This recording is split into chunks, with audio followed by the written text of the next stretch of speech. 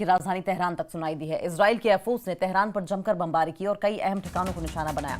Israel ने Iran की राजधानी तेहरान में बड़े नुकसान का दावा किया है।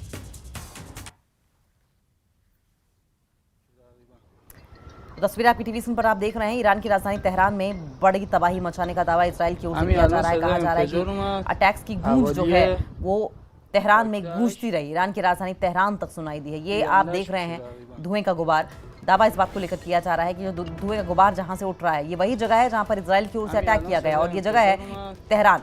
इजराइल की एयरफोर्स ने तेहरान पर जमकर बमबारी की है, राजधानी पर जमकर बमबारी की है और कई अहम ठिकानों को निशाना बनाया है। इजराइल ने ईरान की राजधानी तेहरान में बड़े नुकसान का दावा किया है।